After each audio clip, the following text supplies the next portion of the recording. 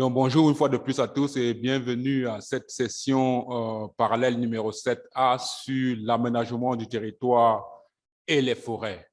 Moi, c'est le docteur Jim Jontu de l'Institut Auburn-La-Forêt et je vais assurer la modération de cette session. Donc, nous avons 90 minutes d'horloge pour pouvoir dérouler cette session et dans ce panel, nous avons 5 intervenants et j'aimerais inviter les intervenants qui sont dans la salle de prendre déjà la place autour de cette table pour pouvoir prendre part à la session. Et nous aurons 2 autres intervenants qui sont en ligne. Nous avons Christine Langevin de CAFI qui sera en ligne et également qui nous joint depuis Genève, depuis le secrétariat de CAFI à Genève. Et nous aurons également Marie-Madeleine Bassalan du bureau d'études Rainbow Consulting au Cameroun qui va nous joindre depuis Yaoundé. Donc, vu le temps imparti, je ne vais pas m'attarder sur le contexte ou sur le contexte de cette session ou bien sur les questions d'aménagement du territoire, mais je vais aller directement droit au but en présentant rapidement les 5 panélistes et en leur passant la parole pour dérouler leur présentation. Nous avons donc 5 présentations, donc on va demander aux présentateurs d'être assez brefs parce que nous n'avons que maximum 10 minutes, maximum 12 minutes par présentation. Cela nous permettra d'avoir un peu de temps pour passer à la session de questions-réponses. Donc, je vais donc introduire le premier présentateur, c'est Christine Langevin. Elle est basée au secrétariat de CAFI à Genève. Elle va donc nous présenter la problématique, les enjeux et la programmation de l'aménagement du territoire en République du Congo. Cette présentation sera suivie par la suite par celle de M. André Baeni qui va nous dérouler le guide méthodologique d'élaboration du développement des schémas départementaux d'aménagement du territoire. Nous aurons ensuite une présentation qui nous viendra de la RDC qui sera faite par M. Guy Kajemba, qui est le coordonnateur national du GTCR, qui est un réseau de la société civile de 450 organisations environ. Il présentera un peu les plans CM de gestion au niveau local, l'expérience de la RDC. Et nous aurons une autre présentation du Cameroun qui sera faite par Marie-Madeleine, comme je l'ai mentionné, et nous allons chuter en prenant une 5e présentation qui sera celle de M. Dieudonné Sita, qui est directeur des forêts au ministère de l'économie forestière. Donc, sans plus tarder, je vais inviter Madame Christine Langevin qui nous écoute de dérouler sa présentation. Vous avez maximum 12 minutes pour votre intervention. Je vous remercie. Bonjour, merci à tous. Pouvez-vous juste me confirmer que la présentation est bien partagée et que vous m'entendez? Oui, on vous écoute et la présentation est déjà projetée. Allez-y. D'accord, très bien, merci beaucoup. Bonjour à tous, donc, je m'appelle Christine Langevin, je travaille au secrétariat exécutif du CAFI basé à Genève sur les questions de programmation du portefeuille du partenariat avec la République du Congo et la République centrafricaine. Donc, on m'a demandé ici de faire une première courte présentation sur l'aménagement du territoire pour dérouler un petit peu les grands enjeux et les grandes définitions en lien avec l'aménagement du territoire, notamment en République du Congo.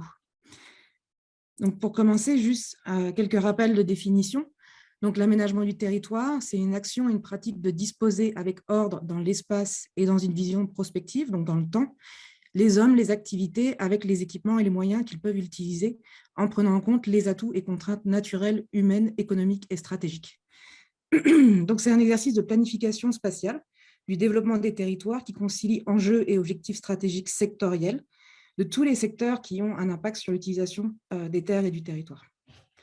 En République du Congo, il y a une loi sur l'aménagement du territoire qui a été adoptée en 2014 qui dit que l'aménagement du territoire doit traduire la volonté de l'État et des collectivités locales de doter le pays d'une organisation spatiale équilibrée et aussi dans l'objectif d'avoir un réseau d'infrastructures et d'équipements qui soit structuré et qui renferme aussi les choix et les options sectorielles dont l'objectif ultime est de développer des espaces concurrentiels intégrés aux marchés nationaux et internationaux. Le Congo a aussi signé en 2019, avec l'Initiative pour les forêts d'Afrique centrale, CAFI, une lettre d'intention qui vise à appuyer aussi la mise en place de ce processus d'aménagement du territoire dans l'objectif d'optimiser l'utilisation des terres et des ressources naturelles en vue de à la fois promouvoir le développement durable, mettre en œuvre la politique de diversification économique du pays et améliorer le climat des affaires, et également réduire l'impact sur l'environnement, et en particulier pour les forêts et les tourbières. Pour rappel, dans la lettre d'intention, il y a un engagement qui a été pris aussi par le gouvernement de ne pas convertir les forêts et les zones dites à haut stock de carbone et à haute valeur de conservation, selon les définitions qui seront définies par le pays. Donc, pourquoi faire de l'aménagement du territoire? Donc ici, ce qu'on cherche à faire, c'est à concilier des enjeux intersectoriels et multipartites sur un territoire donné, qu'il soit national ou local. En faisant ce travail de conciliation, on peut réussir à sécuriser des usages et des utilisations, mais aussi à rationaliser des dépenses et optimiser l'usage des ressources. Rationaliser les dépenses dans le sens où on va pouvoir prendre des décisions en termes de choix d'infrastructures, qu'elles soient énergétiques ou routières, par exemple, pour pouvoir être au bénéfice de tous, et aussi pouvoir mettre en coordination donc les apports de tous pour pouvoir réussir à mettre en place ces infrastructures, et optimiser l'usage des ressources. Donc là, on parle de ressources humaines, techniques et financières, pour pouvoir s'assurer que l'on développe selon les spécificités des territoires, qu'on mette en place les ressources nécessaires en termes de conseil à l'agriculture ou en termes de suivi forestier, les ressources nécessaires au territoire qui sont désignées comme étant porteurs de tel et tel objectif stratégique du pays. En faisant ce travail, on arrive à promouvoir l'investissement. La sécurisation amène à améliorer le climat des affaires et à promouvoir les investissements. Mais il permet aussi de mobiliser des sources de financement additionnelles, comme les financements innovants ou par exemple les financements carbone, qui peuvent venir aider à faire ça.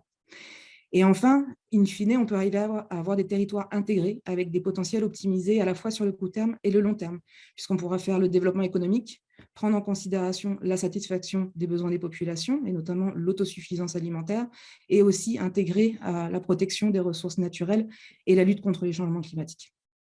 Donc, en termes de processus, l'aménagement du territoire, il commence par une vision. La vision, c'est celle du pays, que ce soit son plan national de développement et ses politiques sectorielles.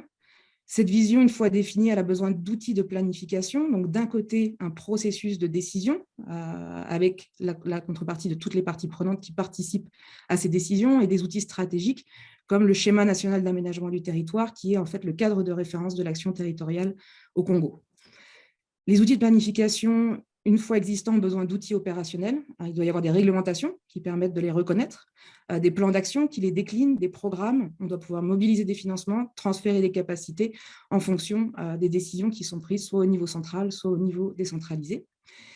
Et enfin, une fois qu'on a ces outils opérationnels, on peut assurer les actions de mise en œuvre, donc la réalisation concrète sur le terrain, mais aussi tout ce qui va être de l'ordre du contrôle et du suivi-évaluation. Donc, en République du Congo, où on en est, donc l'aménagement du territoire, ce n'est pas quelque chose de nouveau, c'est des choses que l'on fait depuis très longtemps.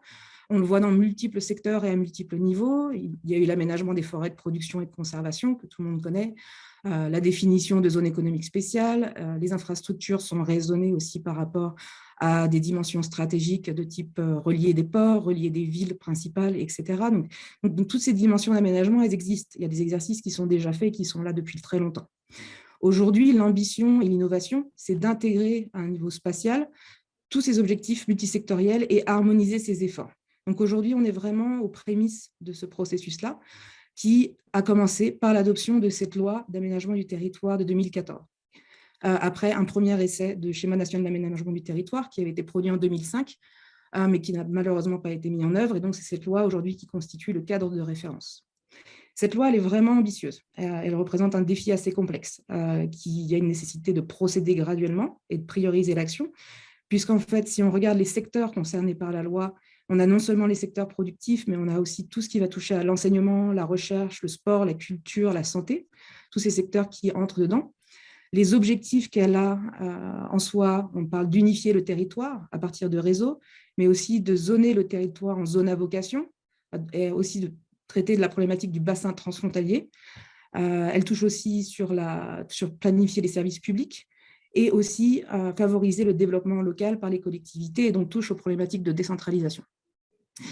En termes de couverture, on est bien sûr sur une couverture nationale, donc aussi bien les zones rurales que urbaines, mais également dans tous les espaces spécifiques comme les forêts, les littorales, les rivières, tous qui ont des enjeux différents et des besoins d'aménagement différents. Et enfin, elle propose aussi des nouveaux processus de décision intersectorielle et des décisions qui sont prises à différents niveaux, national à local. Elle propose aussi des nouveaux outils financiers avec des nouvelles institutions financières qui sont encore à mettre en place et un processus dynamique et inclusif, donc qui recherche une concertation à tous les niveaux avec l'ensemble des parties prenantes. Donc voilà, le schéma qui ici résume un petit peu le processus qui se dessine dans la loi. Donc on a un processus qui est un peu top-down pour le moment. Donc on va commencer par la vision nationale et stratégie sectorielle qui existe déjà. Les processus sont là au niveau du République du Congo. Maintenant, toutes les stratégies sectorielles ne sont pas spatialisées. Et ça, dans la loi de l'aménagement du territoire, on parle de schéma sectoriel. On sait que ça existe dans le cas de, par exemple, l'énergie ou les infrastructures, mais certaines stratégies sectorielles restent à spatialiser.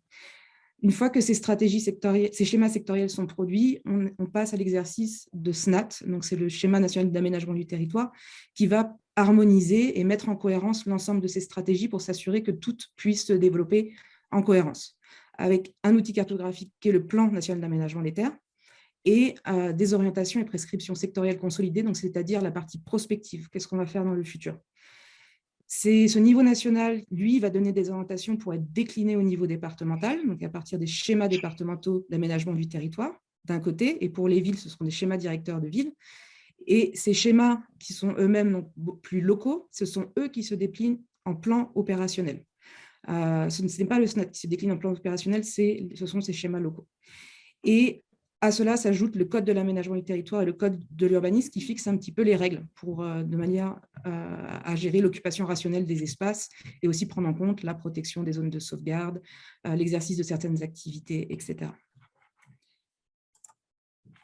Aujourd'hui, où on en est au niveau de la programmation dans le cadre de CAFI?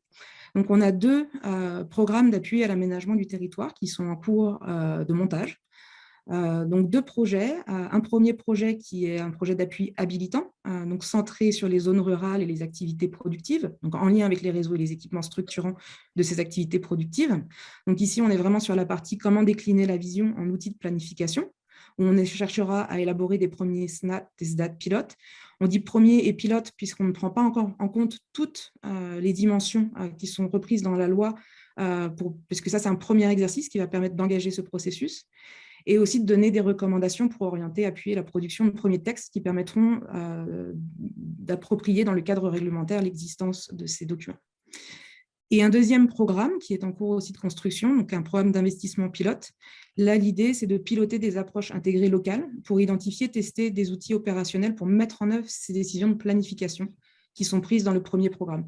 Donc ici, on est vraiment là pour appuyer des investissements dans l'agriculture ou la forêt, mais ce qui va aussi permettre de capitaliser sur comment mobiliser des financements, quel transfert de capacité, qui agit à quel niveau, quel dispositif de répartition des bénéfices, etc. Voilà, et juste pour terminer, donc les prochaines étapes. Donc ici, donc là, on parle de la partie habilitante, donc le programme qui est en phase de finalisation. Donc aujourd'hui, sur ces prochaines années, les deux grands enjeux vont constituer en, d'un côté, appuyer le processus intersectoriel, donc articuler les mandats des institutions existantes, qui sont déjà dans les textes, qui sont des mandats qui ont déjà été donnés aux différents ministères ou d'autres institutions, et compléter avec des mécanismes de participation qui sont structurants, qui permettront d'assurer l'information, la consultation, concertation jusqu'à la codécision, pour pouvoir faire fonctionner ce processus d'aménagement du territoire. Et en parallèle, produire les outils d'aide à la décision qu'on pourra avoir et être utile à chaque niveau pour à chaque fois qu'une décision doit être prise. Donc, à commencer par le PNAT, qui est l'outil cartographique, qui va permettre de répertorier les informations sur les occupations des terres, les utilisations actuelles, les réseaux, que ce soit des informations sur l'existant ou le projeté, et encore les domaines d'usage. Et aussi avec la dimension de travailler sur l'identification des HCV, des hautes valeurs de conservation, et des HCS, les zones à haut stock de carbone, pour pouvoir s'assurer que dans ces réflexions d'aménagement du territoire, il y ait un critère qui permet l'appui à la décision basé sur est-ce qu'on est sur une zone avec une biodiversité importante ou alors où il y a des besoins pour des communautés importantes, etc., qui vont amener à prendre des décisions qui s'assurent de la prise en compte de ces valeurs particulières. Voilà, merci pour votre attention. Merci Christine, exactement 15-12 minutes. Est-ce que vous pouvez partager la deuxième présentation? Je vais introduire le deuxième présentateur, c'est Monsieur André Baeni. Il est expert en aménagement du territoire et il a passé une trentaine d'années dans les services de planification spatiale au sein de l'administration congolaise. J'aimerais également saluer la présence dans la salle du conseiller à l'aménagement du territoire du ministre du Matier, Monsieur Antoine Goma, avec le directeur général de l'aménagement du territoire qui sont ici avec nous et qui vont sans doute intervenir au besoin. Donc, sans plus tarder, je vais passer la parole à M. André Baeni pour dérouler sa présentation qui porte sur les dates au Congo. Je vous remercie. Vous avez 12 minutes, monsieur. Merci, M. Jean. Bonjour à tous les participants. Je suis André Baeni, géographe aménageur, et je vais faire cette présentation au nom du ministère en charge de l'aménagement du territoire qui m'en a donné la charge. Je devais donc partager avec vous cet après-midi une expérience que nous venons de lancer, celle de concevoir un guide méthodologique pour l'élaboration d'un schéma d'aménagement du territoire qui est notre première expérience et dont vous pouvez reconnaître l'importance au travers de l'exposé qui vient de s'achever. Cet exposé va être déroulé sur 5 points. Le premier point est l'introduction et le contexte. Le premier point est l'introduction qui sera vue au travers du contexte et des objectifs. Le second, c'est notre approche méthodologique. Le troisième point, c'est la présentation de contenu de ce guide méthodologique. Le quatrième, les leçons apprises et les bonnes pratiques. Et enfin, la conclusion. En ce qui concerne le contexte, nous pouvons dire que la République du Congo s'est engagée depuis 2002 en direction d'un mode de gestion décentralisé de son territoire. Parmi les compétences transférées aux collectivités locales figurent en bonne place l'aménagement du territoire et la planification. Cependant, faute de ressources, plusieurs départements n'ont pu mettre en place les outils essentiels, notamment les schémas départementaux d'aménagement du territoire. Pour pallier cette déficience, le gouvernement, tirant profit des opportunités offertes par la signature de la lettre d'intention, la LOI, entre le président français et le président congolais de l'initiative pour la forêt de l'Afrique centrale, s'est engagé dans le processus d'élaboration des dits documents. Depuis 2001, un travail de conception d'un guide méthodologique a été entrepris et il s'est fait dans une région qui est celle du Poul, dans le département du Poul, qui est assez proche de Brazzaville. Ce travail a bénéficié de l'appui technique et financier de l'Institut européen de la forêt, EFI, qui accompagne la Direction générale de l'aménagement du territoire dans la mise en œuvre de la loi 43-2014 du 10 octobre 2014 d'orientation pour l'aménagement du territoire, l'aménagement et le développement du territoire. S'inscrivant dans cette vision, l'ONG ID Initiative de développement a été mandatée par EFI pour appuyer la Direction générale à concevoir un guide méthodologique d'élaboration des schémas départementaux de l'aménagement du territoire. L'objectif principal a été d'élaborer un guide consensuel et inclusif ancré dans la réalité d'un territoire et de ses acteurs. Et les objectifs spécifiques de ce travail ont été de co-élaborer le guide méthodologique avec les acteurs locaux et de renforcer les capacités des acteurs, des organisations et des institutions impliquées dans l'aménagement du territoire au Congo. Le cadre légal et institutionnel de l'aménagement et de la décentralisation au Congo repose sur 2 lois principales. Premièrement, la loi 43-2014 du 10 octobre 2014 d'orientation pour l'aménagement et le développement du territoire. Ensuite, la loi 10-2003 du 6 février 2003 portant transfert des compétences aux collectivités locales. Quelles sont les caractéristiques du STAT? Le STAT est un document de planification et d'orientation stratégique qui établit un projet de territoire d'échelle départementale à long terme pour une durée de 20 ans. Le STAT définit les choix fondamentaux en matière de localisation des infrastructures, des équipements et des services d'intérêt départemental ou local. Il est en compatibilité avec le schéma d'aménagement du territoire. Pour ne pas dire que c'est une en partie une déclinaison du schéma d'aménagement de territoire. Quelle a été notre approche méthodologique? Le choix d'abord du choix de la méthodologie. Le guide méthodologique, pardon. Notre approche méthodologique s'est voulu d'être inclusive, itérative, puisque nous avons voulu qu'il y ait une participation et une coordination efficace, une adaptation aux réalités du terrain et une facilité d'appropriation des documents, en plus de la recevabilité et de la communication. Du processus d'élaboration, de rédaction de ce guide. Il y a eu d'abord la mise en place de la gouvernance, les ateliers de co-rédaction du guide au niveau local, les réunions de consolidation de documents cadres en cellules interministérielles et les ateliers au niveau départemental. Vous voyez le schéma qui est présenté et nous passons, attends, un petit saut en arrière. De la mise en œuvre de la gouvernance, de la mise en place de la gouvernance. 2 cellules ont été constituées au niveau de la gouvernance. Une cellule au niveau local, c'est la cheville ouvrière de l'élaboration de la méthodologie du STAT, puis de la conception du STAT. Elle a pour rôle principal de favoriser les échanges techniques sur le contenu de la méthodologie STAT et de veiller à l'appropriation des acquis à l'échelle départementale. Elle se composait ou elle se compose des cadres départementaux, notamment les directeurs déconcentrés et les directeurs décentralisés, et une cellule projet interministériel au niveau central, placée sous la direction du directeur général de l'aménagement du territoire, qui est assisté de la direction générale des collectivités locales et de la direction générale du ministère du Plan. Cette cellule a pour mission d'assurer l'animation et l'appui méthodologique dans les différents groupes de travail au niveau départemental et national et de favoriser la capitalisation et le partage de l'expérience. Fait partie de cette cellule le bureau d'études ID. Il travaille de mèche avec les 2 cellules. Diapo, vous avez le cadre de pilotage qui est là, en haut la structure centrale et en bas les contributions des cellules de projet au niveau local, de la société civile et du secteur privé. L'approche méthodologique, nous continuons le processus de rédaction du guide. Des ateliers de co-rédaction du guide au niveau local.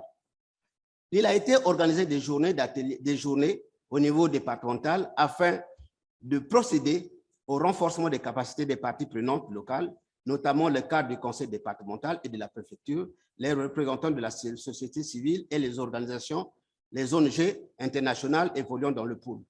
Au terme de ces journées, un document cadre a été produit, le renforcement des capacités au niveau local en matière d'aménagement a été initié, un processus s'est dégagé au niveau local sur le processus d'élaboration du STAT et de son contenu. Le contenu cadre, le document cadre réalisé et son contenu ont fait l'objet d'un consensus au sein du groupe de travail au niveau local. Moins de 3 minutes, M. Baïn. La réunion de consolidation, celle-ci s'est faite pratiquement au niveau de Brazzaville pour mettre en forme tous les documents obtenus au niveau local. Et enfin, il reste à mettre en place un atelier de validation qui se fera prochainement, courant mois de juin, pour finaliser le document guide. Nous avons une présentation sommaire des étapes à suivre. Il y en a au total 5 au niveau de la préparation de l'élaboration et 4 au niveau de la préparation de la réalisation du STAT. Les leçons apprises et les bonnes pratiques. Les leçons apprises ont été essentiellement de 2 types. La nécessité de prévoir des sens d'information et de renforcement des capacités des acteurs locaux et tout particulièrement des représentants de la société civile qui doit être fortement impliquée dans le processus. Et la deuxième leçon, c'est la nécessité de stabiliser les équipes mises en place pour des raisons d'efficacité dans le travail rendu. Quelles ont été les bonnes pratiques? Elles sont aussi de deux ordres. La première est l'engagement au plus haut niveau de décision des autorités locales, qui a été le facteur clé pour la réussite et l'appropriation du projet. Et il y a eu aussi des échanges soutenus entre le bailleur de fonds, le bureau d'études et la Direction générale de l'aménagement du territoire, qui ont grandement facilité le déroulement des activités du projet. Enfin, pour nous conclure, la gouvernance mise en place au lancement du projet à travers une méthode participative, inclusive et ascendante a été un facteur déterminant pour l'appropriation de ce guide par l'ensemble des parties prenantes. Nous estimons qu'il est nécessaire d'encourager une telle organisation pour mieux répondre aux enjeux de l'aménagement du territoire, de la décentralisation et du développement durable. En perspective, le guide va être décliné localement et pourra être consolidé au cours d'ici 2023. Voilà un peu l'économie de notre exposé et nous avons terminé. Merci à tous et à toutes. Merci, M. Baeni, pour la présentation. Sans plus tarder, nous allons aller tout droit à la présentation qui nous vient directement de la RDC, qui sera faite par M. Guy Kajemba, qui est le coordinateur national du réseau du groupe de travail Climat RED Rénové et qui regroupe environ 500 organisations de la société civile. Et j'aimerais également mentionner que le GTCR a été mandaté d'après la stratégie nationale RED de la RDC pour représenter la société civile dans le cadre de tout le processus RED et aussi CAFI en RDC. Donc, je vais passer la parole à M. Guy Kajemba pour dérouler en 12 minutes maximum son exposé. Et bien vouloir aussi signaler lorsque vous avez besoin de faire défiler. OK, merci. Merci Jim, merci à tout le monde. Nous sommes heureux d'avoir ce petit moment pour parler un peu pratique, parler un peu concret. Le concret pour nous, c'est un cas que nous avons utilisé au niveau de la RDC comme société civile sur la gouvernance forestière, en particulier la gestion des espaces. Alors, en introduisant, je veux rappeler que la RDC a souffert pendant beaucoup d'années des absences de politique harmonisée, d'aménagement du territoire, l'absence de politique nationale datée, les lois, les outils à tous les niveaux administratifs. Et ceci a entraîné beaucoup de conflits d'usage entre secteurs, conflits n'allant pas dans le sens d'une gestion cohérente et durable des espaces et des ressources naturelles, notamment forestières. Et c'était alarmant de territoire un peu de traduire spécialement les choix du pays en matière de développement et non l'inverse. Qu'est-ce qu'on a constaté? C'est que depuis que la RDC s'est engagée dans la stratégie nationale en 2009, on a travaillé inversement, c'est-à-dire qu'on était en train de développer une stratégie nationale avec des projets sans des bases qui nécessitaient des réformes pour avoir les lois et les politiques. Ce qui fait qu'on a avancé jusqu'à ce qu'on s'est arrêté à un moment, être surpris qu'on n'avait pas des arsenals qui pouvaient permettre à ce que les programmes intégrés et les autres programmes puissent être déroulés de manière ordinaire. Alors, pendant ce temps-là, vu la pression que les communautés subissaient au niveau des terrains, avec tout ce qu'il y a comme aires protégées et concessions, nous avons, essayé un peu d'être un peu anticipatifs et on a commencé à réfléchir sur comment sécuriser ces droits des communautés contre la pression de tout ce qu'il y a comme aires protégées, réserves naturelles ou réserves ou alors concessions et autres. C'est comme ça que nous avons, je vais revenir sur ça d'abord. Bon, au niveau de nous avons pensé à accompagner les communautés à deux niveaux. Le premier niveau, c'était au niveau de plans simples de gestion des ressources naturelles, qui était un mécanisme qu'on avait conçu, et au niveau de la cartographie participative. On a conçu ces deux outils-là au niveau de la société civile. Évidemment, c'était sécurisé. Est-ce que vous pouvez faire passer la diapo suivante? C'était sécurisé par le code forestier. C'était sécurisé par le code forestier parce qu'il y avait déjà des dispositions qui permettaient à ce qu'on puisse commencer déjà à travailler sur la cartographie participative et les plans simples de gestion. On appelait ça comme ça parce que c'était une condition pour les concessionnaires de forêt de faire valider leur programme. Et à ce moment-là, nous avons commencé déjà à accompagner les communautés vers ça. Alors, en amont, depuis un certain moment, la RDC a commencé à développer ses outils, a commencé des réformes, beaucoup de réformes. La réforme sur l'agriculture, l'énergie, le foncier, l'aménagement du territoire et les forêts. Et au moment où nous vous parlons ici, pour clore cette partie-là, c'est pour vous dire que nous avons déjà une politique nationale sur l'aménagement du territoire et qui a les outils que je vous présente là, les différents outils de la planification. C'est le schéma national d'aménagement du territoire, les plans provinciaux d'aménagement du territoire, les plans locaux d'aménagement du territoire, les plans simples d'aménagement du territoire et les plans particuliers d'aménagement du territoire. Aujourd'hui, nous avons environ 200 comités locaux de développement. Les comités locaux de développement, pour nous, c'est la base, ou c'est le cadre avec lequel on pourra discuter de manière participative et inclusive des questions liées à la gestion spéciale des espaces. Et grâce au programme CAFI, on en a déjà 200 qui sont mises en place et qui procèdent déjà à la mise en place de plans simples de gestion et aussi au plan de développement de leur terroir. Aujourd'hui aussi, nous avons une version provisoire du guide méthodologique pour la réalisation de tous ces documents, de l'espace, les plats et les autres. Et nous sommes dans l'optique aujourd'hui au niveau de la RDC de voir maintenant comment harmoniser la programmation géographique qui est en train d'être travaillée au niveau de forêt et les différents outils qui existent, et de manière à ce que nous puissions récupérer ce qui a été fait dans les programmes, parce que beaucoup de programmes intégrés ont, d'une manière ou d'une autre, produit des plans de gestion qui doivent être à un moment en phase avec le document de politique. C'est un travail qu'on doit faire qui est un travail de retour. Alors, nous avons, à son temps, nous avons produit un processus de gestion, d'élaboration participative des plans simples de gestion des ressources naturelles, qui était pour nos communautés un moyen, disons, d'engager des discussions avec tous les opérateurs qui se présentaient sur le terrain par rapport à la limite des espaces. Ce n'était pas seulement avec les autres, mais entre eux, tous les conflits liés aux frontières entre les terroirs étaient réglés à travers ce travail qu'on a accompagné pendant beaucoup de temps avec nos organisations, les organisations membres GTCR, parce que le GTCR est un réseau. Là, il faut rappeler que dans ce réseau-là, il y a les REPALEF, il y a les peuples autochtones, il y a CEFLE de femmes, il y a tout ce qu'il y a comme RRN, Réseau des ressources naturelles. On a d'autres délégués qui sont ici, qui sont membres. Alors, c'est avec eux que chacun, dans sa partie, la RDC étant très vaste, on a essayé un peu de prendre des échantillons pour essayer un peu de tester ces plans simples de gestion des ressources naturelles. Qu'est-ce qu'on a fait?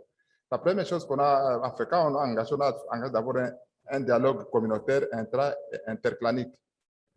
C'est juste une revue, c'est pas moi, un documentaire ou une revue de savoir endogène pour essayer un peu d'avoir un peu des informations et avoir le consentement des différentes familles pour avoir des informations initiales.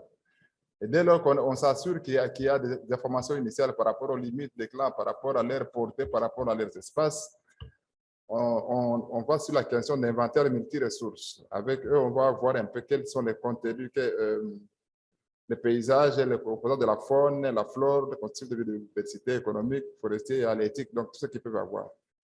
Et après, au troisième niveau, nous allons maintenant à la cartographie des principales affectations des zones par type d'usage.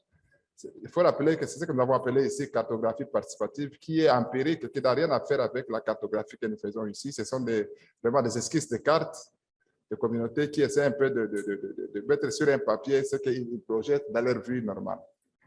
Et on finit par la certification des plans simples.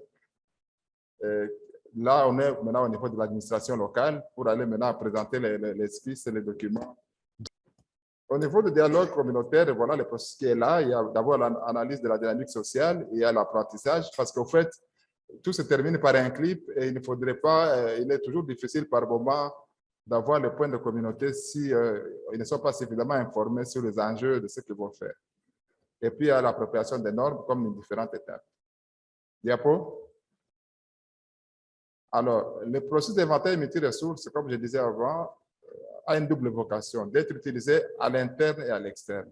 L'inventaire par les membres du plan permet la reconnaissance des paysages et la reconnaissance de la qualité des ressources et l'éclosion des perspectives de développement local. De même, il assure l'élaboration des guides de leurs pratiques en vue de développement économique, social et écologique. Et à l'externe, il consiste à l'identification des ressources dans les plans simples de gestion pour valoriser les paysages hors de la communauté locale. Il est aussi pertinent pour la préservation des ressources naturelles et, et le commerce des produits dans les zones aménagées. Et tout ça, donc, il y a l'ensemble des processus là-bas. Nous n'avons pas beaucoup de temps, mais sinon, l'essentiel, c'est ça, savoir des informations sur leurs propres ressources, savoir comment les localiser, comment on les gère, les modes de gestion. Au niveau externe, qu'est-ce qui est intéressant et utilisable pour les autres et comment on gère de manière durable les ressources. Diapo. Et avant-dernier point, avant la validation, dès qu'on a toutes ces informations-là, on les met sur un papier, ce qu'on appelle cartographie. Souvent, les dessins se fait par terre. Et il appartient à l'accompagnant de la société civile de mettre ça sur un papier. Donc, il montre les espaces, il montre les rivières où il trouve les poissons, il montre les endroits où il retrouve où il trouve les miels, où est-ce qu'ils ont tous les PFNL et tout ça, dans des espaces qu'ils ont sacrifiés pour la prière et pour les incantations, les églises et tout ça. Donc, tout ça, ça se dessine sur un papier par rapport, et chacun apporte ce qu'il peut apporter. Et après, il y a une confrontation avec les différents clans pour essayer de délimiter, savoir si c'est la rivière qui sépare les deux communautés ou c'est telle limite. Eux-mêmes, historiquement, ils savent ce qui se passe. Moins de 3 minutes, M. Kadiamba. Alors, et après vient les processus de certification du PCN. Là, on est au niveau des autorités, au niveau d'abord d'un consensus au niveau du clan, et puis on va maintenant chez l'autorité pour dire voilà notre plan simple de gestion qui est déjà validé. Alors, les éléments importants pour terminer, c'est que nous avons 8 points essentiels. C'est qu'il y a l'intersectionnalité et l'articulation avec les politiques et stratégies nationales de verticalité, tous les stratégies, comme j'avais dit. Donc, c'est un processus itératif, plusieurs va-et-vient. Le dualisme entre les droits fonciers coutumiers et positifs qui doit être pris en compte comme enjeu. Les scénarios et orientations de développement, analyse coût-bénéfice des options. Ici, le coût d'opportunité pose vraiment problème parce qu'il faut que les communautés, il y a beaucoup d'exploitation, il y a beaucoup de choses qu'on présente aux communautés qui ont une valeur qui n'est pas la vraie valeur. Bon, il n'y a pas encore d'impact des résultats sur les communautés, certainement parce que nous sommes dans un processus où on doit s'assurer que tous les mécanismes sont en cours, comme on l'a dit ici, et les outils ou les réformes ne sont pas encore finalisés.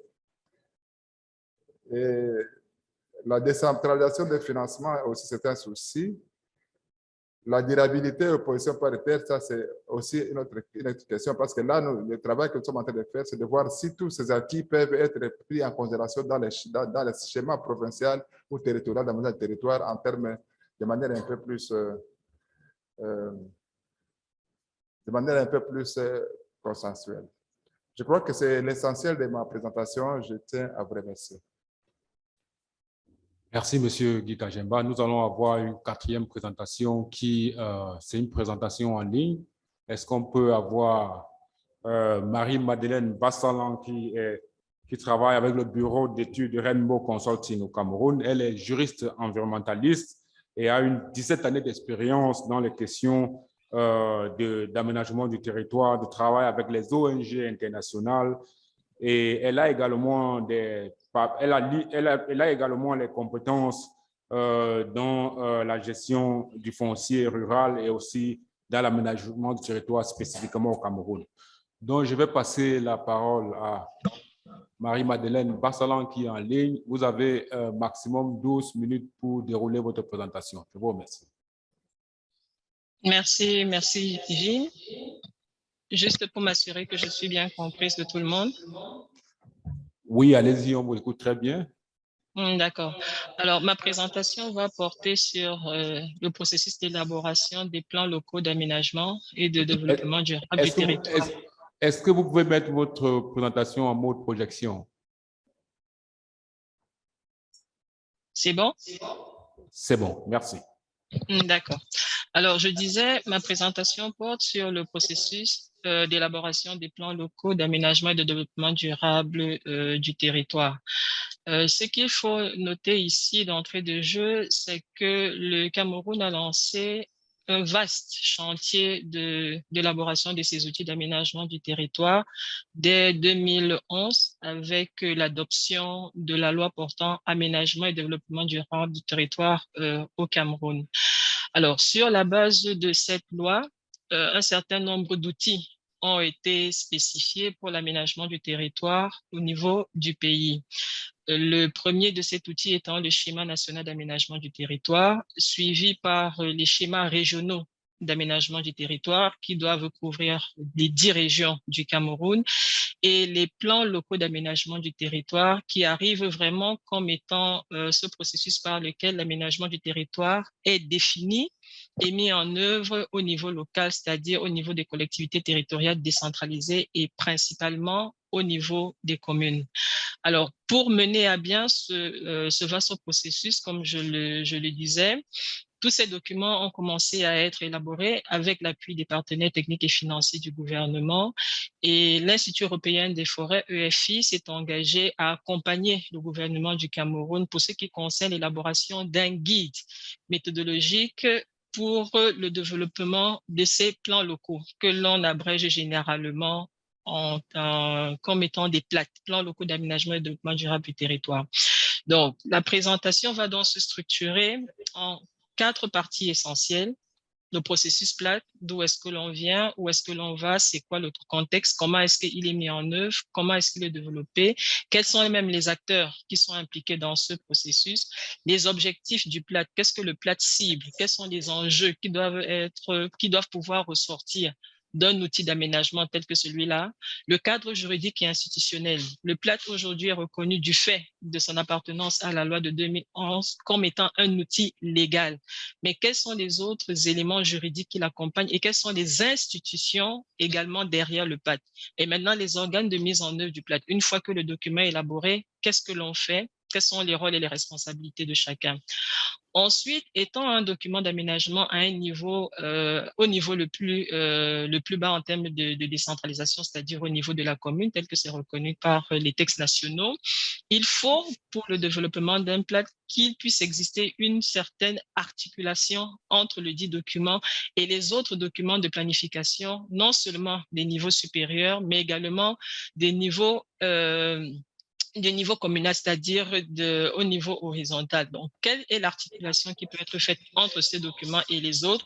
On va également en parler. Les étapes même d'élaboration d'un plat, quelles sont ces étapes? Quels sont les éléments qui peuvent entrer également dans la définition de ces étapes? Et on va également... OK. Oh, il y a un retour là. Quand je parle...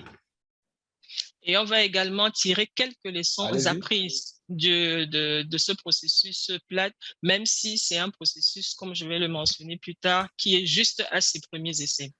Alors, nous avons eu cette loi en 2011, comme je le disais, avec les différents stades d'aménagement du territoire, national, régional et local.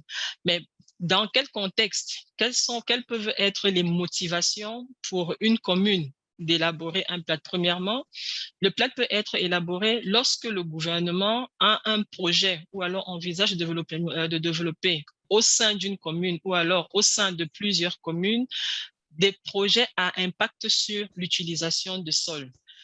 Le plat peut également être élaboré pour l'établissement de réserves foncières, pour l'établissement de réserves des aires protégées, pour des concessions forestières ou alors pour tout autre type de réserve à concession qui sont prévues au niveau des lois nationales. Et là, ça ne concerne plus spécifiquement la loi sur l'aménagement, mais toutes les autres lois sectorielles qui sont applicables à l'aménagement du territoire. Un plan d'aménagement peut également être élaboré lorsque l'on veut résoudre un conflit lié à l'utilisation des terres. Et ça, c'est généralement le cas lorsque l'on se retrouve dans des régions, dans des communes où on a des superpositions d'activités, principalement, et ça, c'est ce que l'on observe un peu plus entre les activités d'élevage et les activités agricoles, entre les espaces de conservation, également les espaces d'exploitation forestière ou minière. Le plat peut également être élaboré lorsqu'il y a un processus qui est porté par une institution qui représente les acteurs locaux et qui est favorable à leur développement, ou alors qui peut être favorable favorable au développement d'une communauté des communes.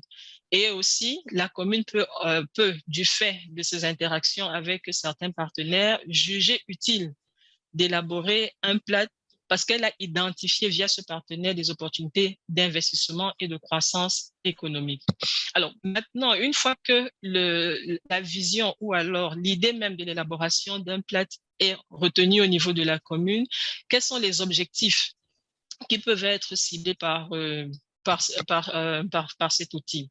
Alors, le premier objectif du PLAT est de respecter les axes stratégiques d'aménagement du territoire des niveaux supérieurs. Pourquoi est-ce que cet objectif est prioritaire? Parce que le PLAT, tel qu'il a été défini par la loi de 2011, est une déclinaison du schéma régional d'aménagement du territoire. Donc, il faudrait que l'outil PLAT ou alors le rapport PLAT qui va être développé par la commune s'aligne ou alors s'arrime à la vision que le pays a au niveau de cette région. Ça veut dire tout simplement que si une vision, la vision du pays par rapport à une région va dans le sens de l'agro-industrie, de l'exploitation minière ou alors du développement d'un certain type d'infrastructure, ponts, chemins de fer ou routes, il faudrait que dans le développement du PLAT, les acteurs de la commune prennent déjà également en main ou alors en compte ces enjeux en termes de développement infrastructurel ou alors agroéconomique. Le PLAT doit également permettre d'organiser la répartition des terres au niveau local en vue de répondre à une cohérence au niveau des usages. Et l'une des finalités de ces objectifs, c'est véritablement d'éviter des conflits liés à l'utilisation des terres.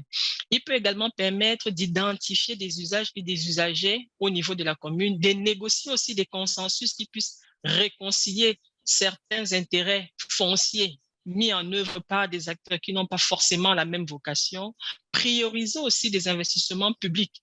Parce qu'on s'est souvent rendu compte que certains développements au niveau même des administrations publiques se font alors que d'aucuns doivent pouvoir être mis en œuvre bien avant. Et ça, c'est quelque chose aussi qu'on observe dans certaines régions où on a des exploitations minières qui se développent ou alors susceptibles d'être développées dans des UFA. La logique d'intervention voudrait que l'on commence par l'activité d'exploitation et que l'activité minière puisse suivre, mais ce n'est pas toujours le cas.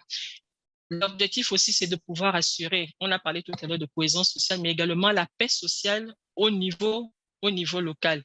Débattre et confirmer des orientations, identifier, comme je l'ai dit, les usages des usagers et des opportunités locales en termes de croissance et renforcer également les institutions locales qui ont des responsabilités en termes de gestion du foncier. Il peut s'agir de commissions ad hoc, il peut s'agir également d'assemblées des chefs traditionnels ou alors même d'institutions qui sont officialisées par l'État. Alors, pour ce qui concerne le cadre juridique et institutionnel, étant donné le niveau de prise en compte des interventions au niveau de la commune, le cadre institutionnel ici du PLAT s'arrime principalement au niveau du Cameroun avec la vision de développement qui a été développée par le pays à l'horizon 2035. Mais ensuite de ça, il y a les stratégies nationales de développement du secteur rural qui prend aussi en compte les enjeux liés à d'autres secteurs d'activité à impact aussi sur le secteur rural. Il y a bien entendu la loi d'orientation de 2011 dont j'ai fait mention tout à l'heure, mais il y a également toutes les autres lois sectorielles qui peuvent avoir des interactions directes ou indirectes avec la gestion du foncier. Nous avons cette loi très importante sur la décentralisation qui date de 2004. Vous avez également la loi qui fixe les règles applicables aux communes, comme je l'ai dit, qui est l'échelle la plus décentralisée en termes de hiérarchisation des institutions au niveau du Cameroun. Vous avez la loi, autant pour moi, les règles applicables aux régions. Vous avez également la loi sur les forêts, sur l'urbanisme foncier et toutes les autres lois sectorielles qui ont un impact sur le foncier. Pour ce qui concerne les institutions, toutes les structures étatiques sont intéressées par les plats à des niveaux divers. Les collectivités territoriales, les autorités traditionnelles, les communautés locales et peuples autochtones, la société civile, les partenaires techniques et financiers. Donc, il y a 3 organes spécifiques qui ont été développés au niveau du guide du PLAT pour la mise en œuvre, le développement du PLAT. Vous avez le comité de pilotage, vous avez une équipe pluridisciplinaire qui regroupe tous les sectoriels qui ont des enjeux par rapport au document qui va être élaboré. Et vous avez une structure d'appui technique qui accompagne ces 2 autres structures dans l'élaboration et dans le processus de validation de ce PLAT. Les populations, elles peuvent être représentées soit directement, soit par des associations lorsqu'elles en existent. En ce qui concerne maintenant l'articulation entre le PLAT et les autres outils d'aménagement du territoire, le schéma qui vous est présenté donne un peu la stratification de ces différents outils. Au niveau le plus élevé, vous avez le schéma national d'aménagement du territoire et vous avez également les schémas d'aménagement sectoriels qui sont également des outils. 3 minutes, Marie-Madeleine. D'accord, qui sont développés au niveau central. Au niveau régional, vous avez les schémas régionaux et au niveau communal, vous avez les plates. Mais vous avez également d'autres documents qui sont des documents d'opérationnalisation de la mise en œuvre de ces outils stratégiques. Vous avez le plan national d'aménagement du territoire, vous avez le plan régional de développement, le plan régional d'aménagement du territoire, le plan régional autant pour moi d'aménagement du territoire et ce que nous appelons les plans communaux de développement. Donc, dans cette diapositive, il est détaillé un peu quelles sont les corrélations entre le PLAT et ces différents outils d'aménagement du territoire, juste pour mettre en exergue le fait que le PLAT ne peut pas se développer de manière unilatérale. Le développement de tout PLAT doit pouvoir prendre en compte tous ces outils d'aménagement du territoire dans sa conception. Pas faire du copier-coller, mais essayer de voir quels sont les éléments de ces autres documents qui peuvent être un plus dans le cadre de ces PLAT. Maintenant, en ce qui concerne les plans, les schémas ou alors les différentes phases d'élaboration d'un plan local d'aménagement du territoire, il y en a 7. Il y a tout un processus d'organisation et de préparation qui doit se faire en amont. Ensuite, lorsque l'on arrive au niveau de la commune, on commence à faire un diagnostic de la commune. On va dans les villages et j'ai entendu plusieurs présentateurs parler également de cartographie participative. Oui, quand on va au niveau des villages, on intègre également les éléments liés à la cartographie participative, qu'on appelle ici la cartographie des terroirs villageois. Ensuite, il y a des approches de restitution. Ensuite, il y a des approches de restitution du travail qui a été fait au niveau des communautés au sein de la commune. Ces restitutions permettent de mettre à jour les données qui ont été collectées et de préparer les premières ébauches de plates. Et une fois que ces plates ont été discutées, commentées par les différents acteurs, niveau communal et niveau terrain, on finalise le document, on l'adopte et on procède à sa diffusion. Et maintenant, on met en place des stratégies de mobilisation des financements. Donc, pour ce qui concerne les leçons apprises, comme je vous l'ai dit, nous sommes dans un processus qui est relativement jeune parce que le guide de plates a été adopté et validé en début d'année. Mais il est actuellement en train d'être testé parce qu'il y a des plates qui sont en train d'être développées dans certaines communes du Cameroun. Mais quelques éléments essentiels apparaissent déjà et il est important de pouvoir les prendre en compte avant de se lancer même dans le processus d'élaboration d'un plat. Il faut avoir une bonne connaissance du contexte national et du contexte local, s'assurer que le processus est effectivement lancé par la commune. Pourquoi cet élément est important? C'est parce que le plat en lui-même n'est pas un document obligatoire. C'est un document qui peut être élaboré, comme je l'ai mentionné d'entame, dans des cas bien spécifiques. Donc, il faut vraiment s'assurer que c'est la commune qui souhaite élaborer ce plat pour qu'on ne se lance pas dans l'élaboration de plats à tout vent. Veillez également à l'engagement des autorités parce que ce sont elles autant pour moi qui assurent l'accompagnement du processus, s'assurer que le plat vise à résoudre une problématique bien spécifique, disposer des financements suffisants avant de s'engager dans le plat parce que c'est assez coûteux. On a essayé d'avoir un peu des barèmes chiffrés de ce processus, c'est assez coûteux. S'assurer de l'implication effective, de la participation de tous les acteurs au niveau local. Veiller à la disponibilité aussi des documents de stratégie de niveau supérieur lorsqu'il en existe et principalement des schémas régionaux parce que comme je l'ai dit, les plats sont une déclinaison de ceci et veiller aussi à disposer du temps. Quand on travaille avec des administrations au niveau local et avec des communautés, il faut suffisamment de temps. Il faut prendre en compte également les aléas du terrain, donc avoir suffisamment de temps pour développer un pareil outil. Donc voilà, présenter rapidement, monsieur le modérateur, ce que je pouvais dire concernant le processus d'élaboration du plat et le reste viendra lors des sessions des questions-réponses. Je vous remercie. Merci Marie-Madeleine. Nous allons prendre la dernière présentation qui est celle qui porte sur l'aménagement des forêts, qui sera donnée par M. Dieudonné Sita, qui est directeur des forêts au ministère de l'économie et de l'économie forestière en République du Congo. Donc, Monsieur Sita, vous avez 12 minutes pour dérouler votre présentation. Merci. Merci, Monsieur le modérateur. Bonjour à tous. Je suis donc Dieudonné Sita, directeur des forêts au ministère de l'économie forestière. Voilà, donc notre présentation porte sur la contribution de l'aménagement des forêts à l'élaboration du plan national d'affectation des terres en République du Congo. Et ce faisant, nous allons passer au déroulé de notre exposé. Premièrement, le plan, disons, de l'exposé est structuré sur 5 points. Nous avons donc les généralités et puis un déroulé sur 3 points pour ce qui est donc du domaine forestier. Et s'en suivra donc la contribution de l'aménagement à l'élaboration du PNAT. Sur les généralités, nous disons que la superficie de la République du Congo est de 342 000 km², avec une couverture forestière de 23 500 000, soit 69% du territoire national. Nous avons une superficie des concessions forestières, donc voie à l'exploitation, qui représente 62% de la couverture forestière, je dis de la superficie du territoire. Donc, de la couverture forestière, je voulais dire.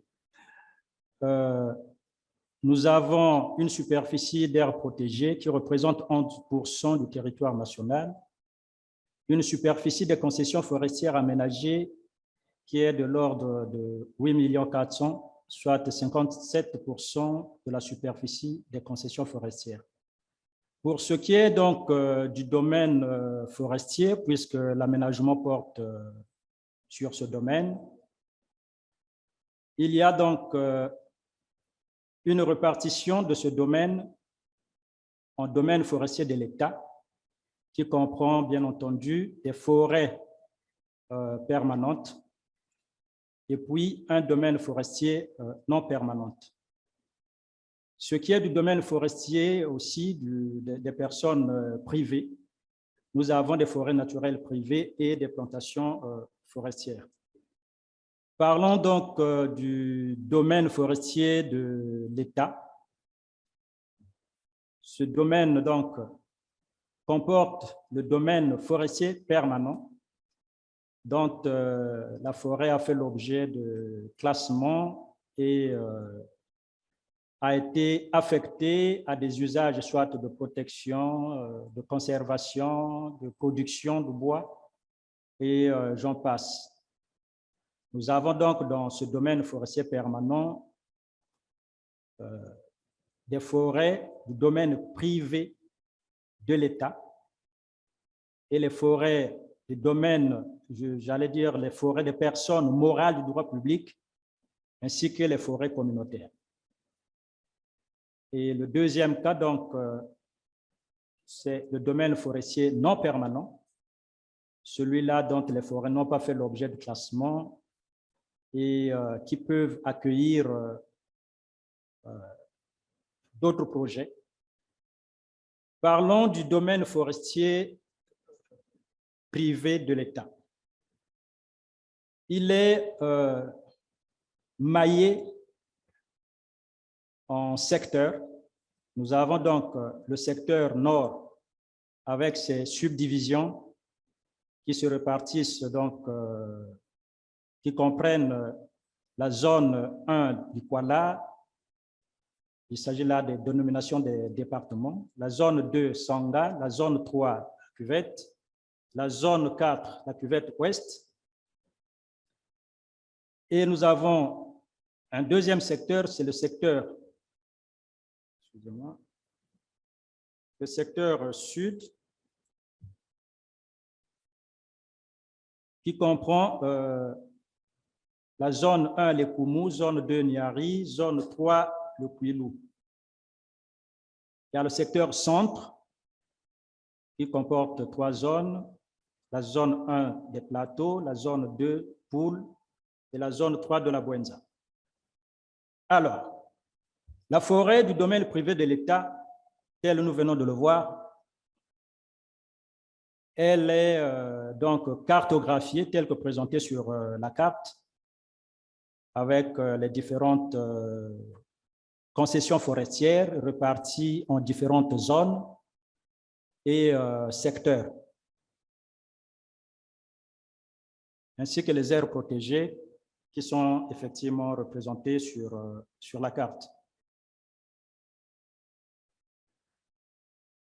Ceci étant, une fois ce maillage fait au niveau macro, c'est-à-dire au niveau pays, s'ensuit au niveau de chaque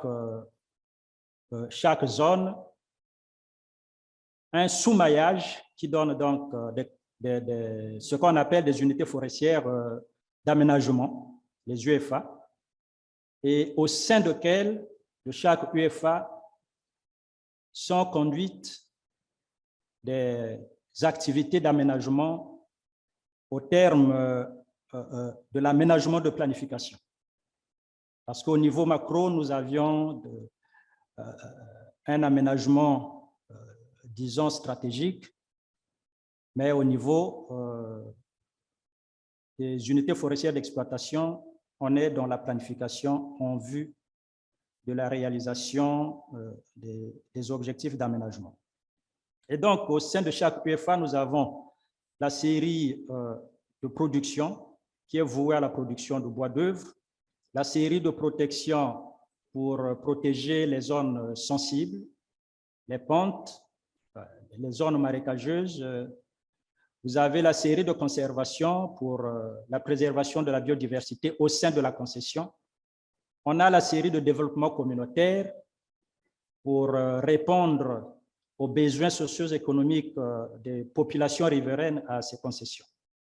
Et la série de recherche qui, en réalité, n'est pas cartographiée, mais qui se superpose, qui est transversale à toutes les concessions, parce que la recherche peut être menée dans n'importe quelle série. Nous avons les aires protégées aussi, qui disposent donc d'une cartographie. Et nous avons au niveau de chaque aire protégée une zone d'éco-développement, il y a les zones de transition et la zone du noyau central, selon les cas, selon qu'il s'agit surtout des parcs nationaux. Donc, il y a un zonage qui fait office d'affectation d'usage. Quelle en est donc de la contribution de l'aménagement des forêts à l'élaboration du plan national d'affectation des terres en République du Congo? Nous venons de l'indiquer que cet aménagement s'est décliné depuis le maillage au niveau macro et jusqu'au niveau des unités forestières d'aménagement.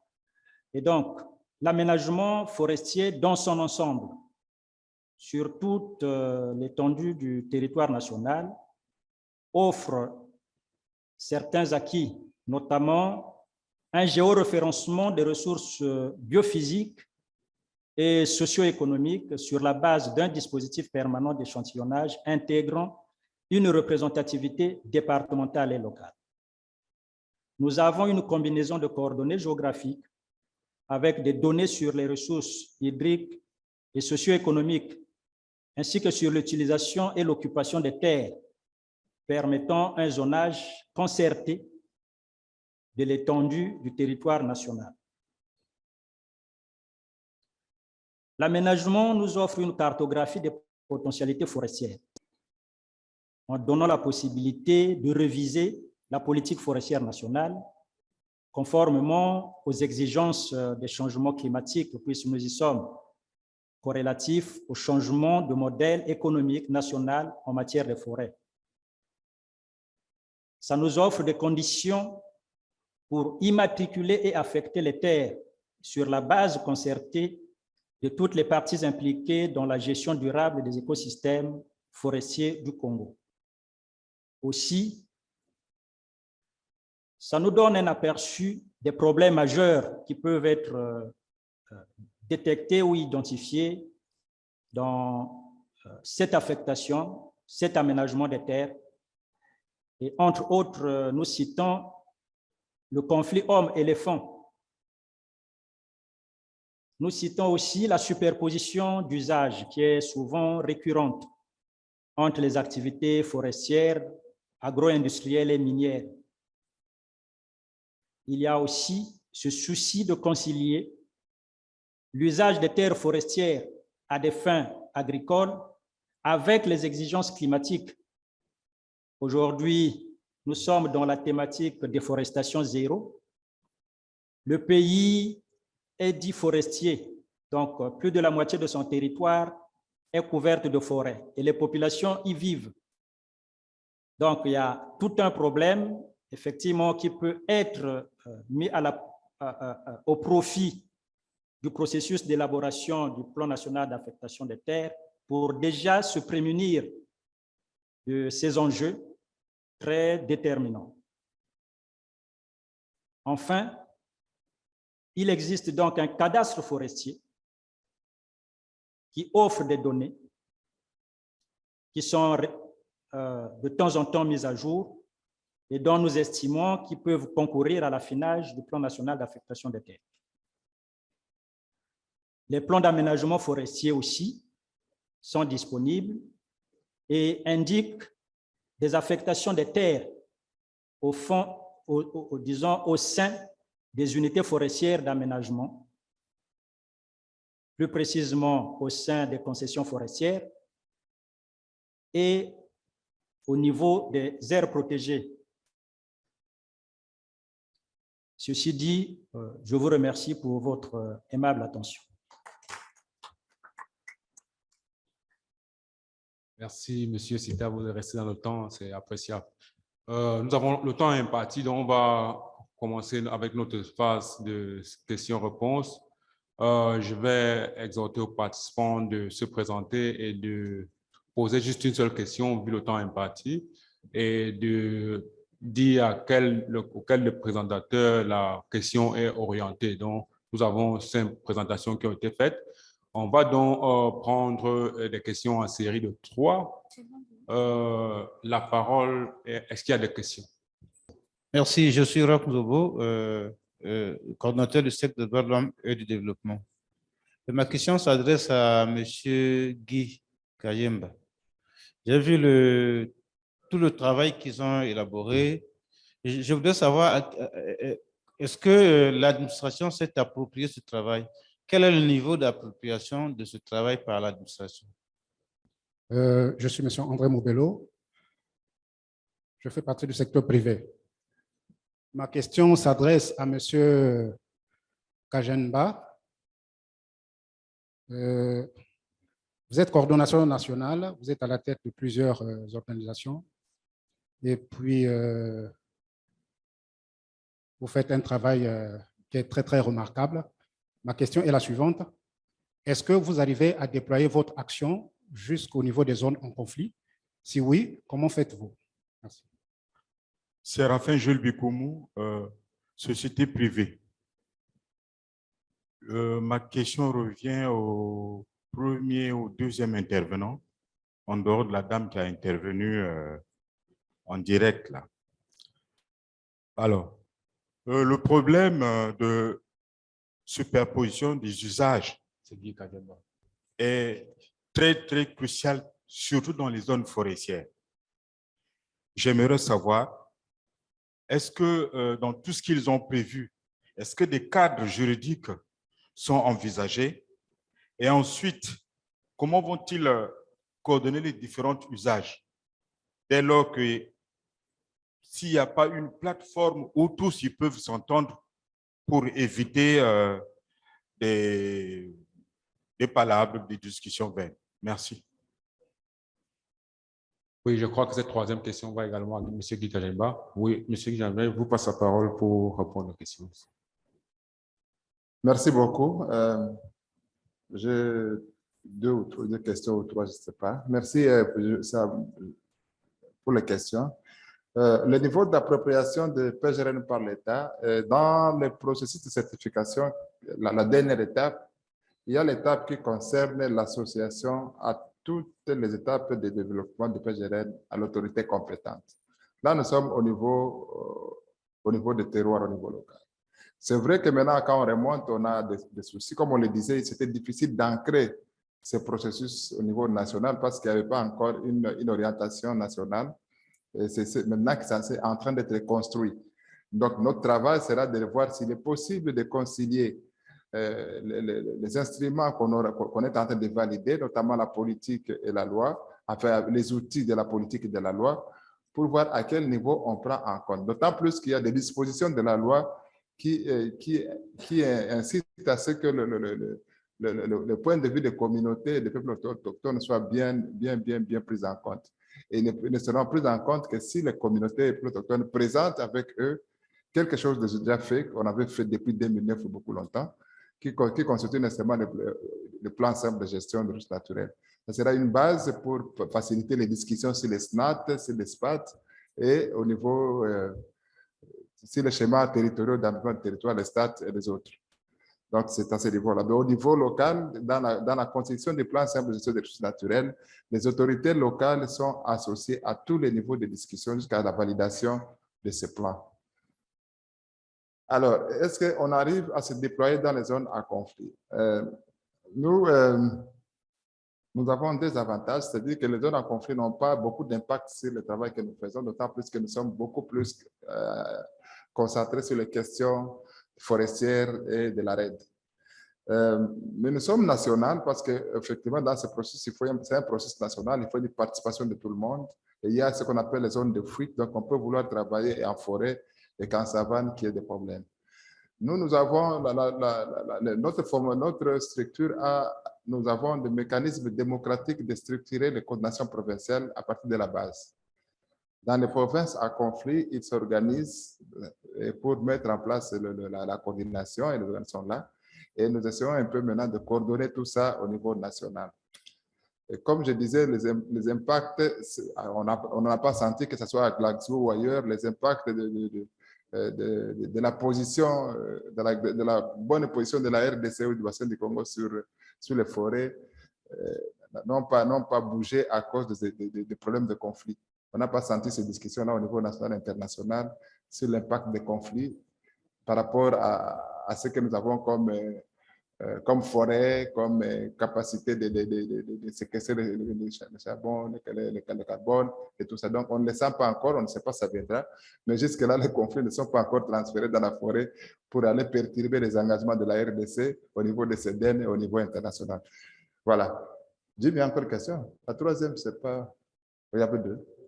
Oui, d'accord. Merci beaucoup. Si je pourrais toujours répondre si je n'ai pas retenu votre attention. Merci. Peut-être s'il n'y a pas de questions, j'aimerais poser un peu cette question à Marie-Madeleine Bassalan qui est en ligne et je voulais un peu comprendre quel est le caractère contraignant ou le niveau de posabilité des plans ou tiers, parce que j'imagine que si ce n'est pas un document contraignant, toute personne peut venir de manière postérieure au processus et pouvoir mettre en question tous les plans qui ont été développés, tout le plat qui a été développé. Je voulais donc regarder un peu son caractère contraignant. Oui, Marie-Madeleine, je voulais un peu revenir sur le cas de Congo en ce qui concerne le financement des SNAT, des schémas départementaux d'aménagement du territoire. Lorsqu'on sait qu'on est dans une dynamique de décentralisation, je voulais un peu comprendre concrètement quels sont les mécanismes durables de financement, de l'élaboration et de la mise en œuvre des schémas départementaux qui existent ici au Congo précisément, pour qu'on se rassure que les documents qui ont été développés soient mis en œuvre de manière effective. Oui, M. Baïni. Merci, Monsieur le modérateur. En République du Congo, nous sommes engagés dans un processus ou un mode de gestion dit décentralisé. Le décor a été placé. Les institutions existent. Cependant, il n'y a pas suffisamment d'huile pour que ça marche correctement, parce que s'il y a eu transfert des compétences, dans la majorité des domaines à partir de la loi 10 dont nous avons dit dans notre exposé. Il y a cependant jusque-là pas une réelle volonté politique d'accompagner budgétairement ces collectivités locales. Vous-même, vous savez que l'aménagement de territoire, il faut des gros fonds. Et malheureusement, sur ce plan, on a un problème réel. Il n'y a pas réellement décentralisation des ressources. Et c'est ce que nous craignons, et je crois que dans le cadre des relations de partenariat que nous développons actuellement, cette question pourra peut-être trouver une solution, parce que je ne vois pas, à ma connaissance, des conseils qui puissent, une fois qu'ils auraient élaboré leur schéma d'aménagement de territoire, de le transformer ou le décliner en plan de développement et être en capacité effective de financer la majorité des opérations sectorielles qui sont de la compétence départementale. Je prends un exemple, si vous permettez. Aujourd'hui, nous avons une loi sur l'entretien routier qui devient du domaine local, mais nous constatons que parallèlement, nous avons un fonds routier qui devrait financer l'entretien des pistes agricoles, mais qui malheureusement reste détenu par les pouvoirs publics au niveau central. Je reprends encore un autre exemple. Nous avons des textes sur la décentralisation de l'enseignement primaire, de l'enseignement secondaire, mais le recrutement des personnels d'animation de ces écoles reste détenu par le centre. Donc, c'est la question du financement qui est réellement au centre des problèmes d'aménagement de territoire en République du Congo. Merci, c'est ce que je pouvais vous ajouter. Est-ce qu'il y a une... Oui, merci. Je voulais revenir sur un problème que le directeur de forêt a évoqué, notamment le conflit éléphant-population. Étant que je suis en face de 3 orateurs qui ont travaillé sur la question, est-ce que vous pensez que quand on va régler le problème de l'aménagement du territoire, vous êtes sûr que le problème de conflit éléphant-population sera mis à terme? Permettez-moi aussi d'ajouter une question avant que vous ne répondiez. Ma question s'adresse à Christine Langevin. On va revenir à vous très rapidement. Lorsqu'on sait qu'il y a des espaces de dialogue qui ont été créés en ce qui concerne l'aménagement du territoire dans plusieurs pays du bassin du Congo, et la République du Congo n'en est pas du reste, parce que lorsqu'on sait qu'il y a le Conseil national de l'aménagement et du développement du territoire qui, depuis sa création il y a environ 5 à 6 ans, ne s'est tenu qu'une seule fois. Et il y a également les conseils départementaux de l'aménagement du territoire qui avaient été créés mais n'ont jamais fonctionné. Donc, on se pose effectivement la question, dans le cadre du programme CAFI, comment est-ce que vous envisagez de manière soudaine le fonctionnement de ces espaces de dialogue qui sont très, très importants pour la mise en œuvre effective de l'aménagement du territoire. Donc, voilà ma question pour Christine Langevin. Je vais prendre M. Hassen Guelele et ça va faire 3 questions. On va répondre rapidement et clôturer la session. Le micro est à Hassen. Merci beaucoup. Je suis Hassen Guelele Kone, de l'ONG Action pour l'environnement et la solidarité internationale. Je remercie les panélistes. Alors moi, je veux m'appesantir un peu sur cette question de conflit homme-femme. Le grand problème, je voulais poser la question, monsieur le directeur de forêt, quel est le lien renforcé avec le ministère des Finances et le ministère de l'Agriculture? Parce que nous avons des appels à tout moment. Les plantations sont ravagées, les populations. Personnellement, j'ai vécu ça. Vers Konkwati, les gens disent, vous choisissez où? C'est les éléphants. Bientôt, c'est les élections, ou c'est les éléphants, ou c'est nous. Alors, vous voyez, quand les gens arrivent à poser cette question-là, ils en ont ras-le-bol. Mais le problème, c'est comment dédommager, parce que la procédure est très longue, surtout au niveau du ministère des Finances.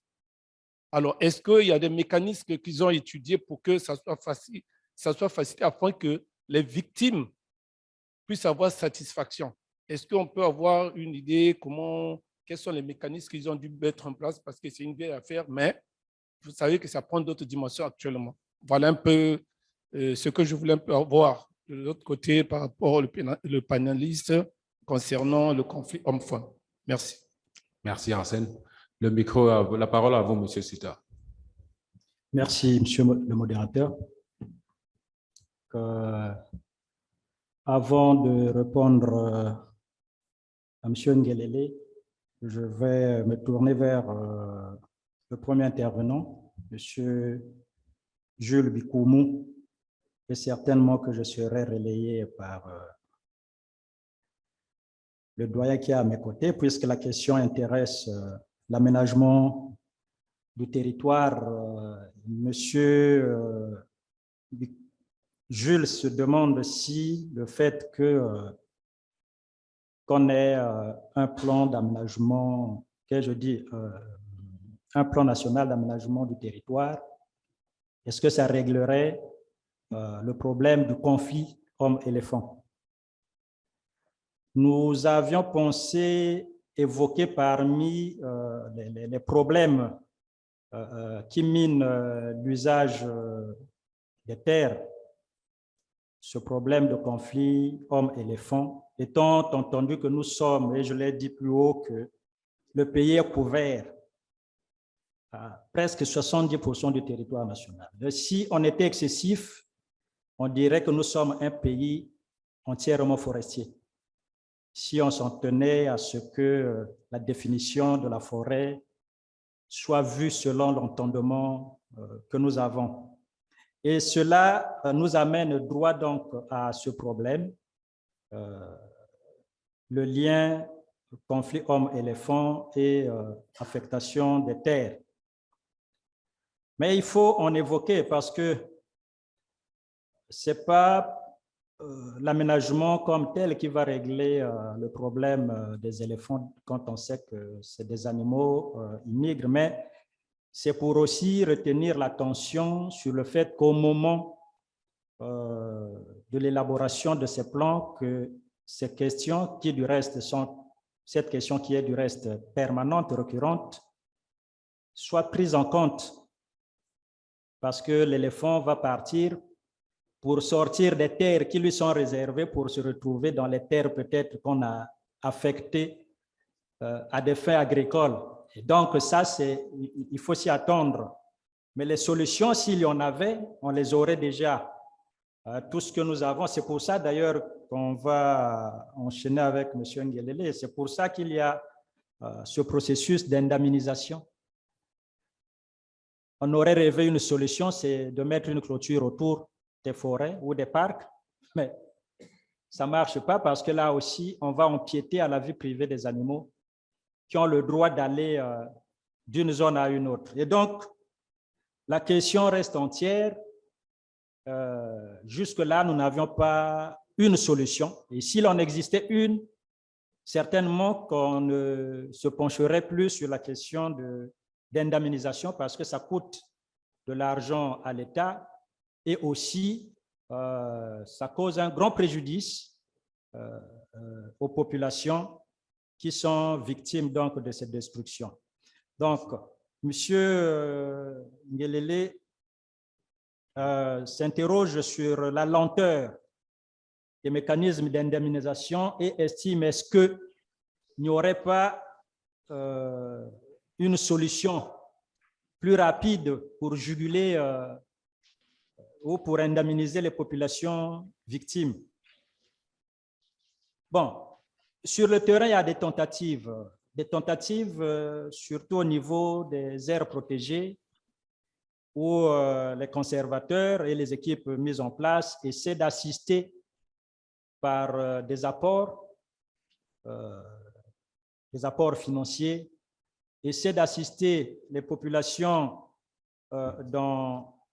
à déplacer quelquefois les zones de culture ou à les initier à prendre d'autres options d'autres spéculations agricoles peut-être qui sont moins appétées par les animaux, notamment les éléphants. Et sinon qu'au-delà, il n'y a pas une solution miracle. L'État reste responsable. C'est des sommes dues. Nous regrettons la lenteur, mais je crois à la limite, c'est d'arriver à déconcentrer ce fonds. Au lieu que ce soit l'État central, comme l'a dit le doyen tout à l'heure, on peut déconcentrer et peut-être qu'on aura des donateurs aussi qui pourront participer à l'effort parce que c'est un lourd fardeau que de protéger les éléphants à un moment où les populations se rendent compte que les animaux appartiennent à l'État. Pourtant, hier, ces mêmes éléphants bouffaient les cultures, mais dès lors les animaux appartiennent à l'État, il y a maintenant problème. Et donc, je crois que l'idée peut-être de penser à un fonds éléphant et qui peut être décentralisé, comme ça au niveau de chaque département, les gens peuvent régler ce genre de contentieux. Voilà, merci. Merci, M. Cité. Avant que je ne clôture cette session, est-ce que, Christine, est-ce qu'il y a un mot rapide sur l'espace de dialogue? Très rapidement. Oui, bien sûr, merci beaucoup pour cette question.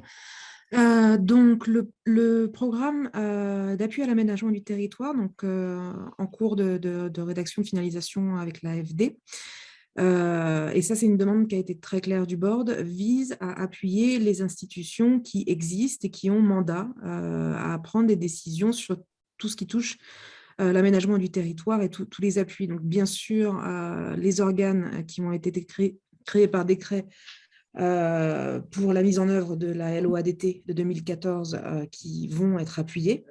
À cela va s'ajouter des appuis spécifiques à l'ensemble des institutions qui ont mandat sur ce qui est l'utilisation des terres et des ressources naturelles, donc au ministère des Forêts, au ministère des Mines et autres ministères, entre autres, et aussi des mécanismes supplémentaires qui seront mis en place pour faciliter la concertation, l'accès à l'information et le partage des connaissances et des idées sur l'aménagement du territoire pour donner des orientations. Donc, il y aura aussi, en plus de ce qui existe, des groupes ad hoc pour faciliter la mise à disposition de l'information et les échanges entre les différents partenaires et les différents secteurs.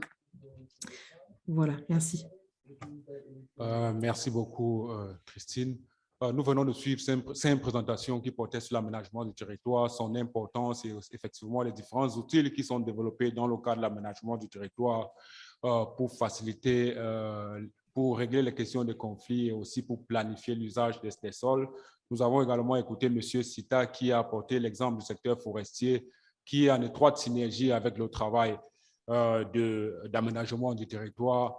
On ne peut que encourager cette dynamique et de continuer à collaborer avec les différents partenaires pour appuyer toute cette nouvelle dynamique qui commence l'aménagement du territoire et vive l'aménagement du territoire en République du Congo. J'aimerais donc clôturer en vous disant merci pour tous les panélistes et les présentateurs qui ont pris de leur temps pour développer ces présentations et aussi merci pour les participants et pour tous ceux qui ont posé les questions. Je vous remercie et je passe la parole au modérateur principal. Merci.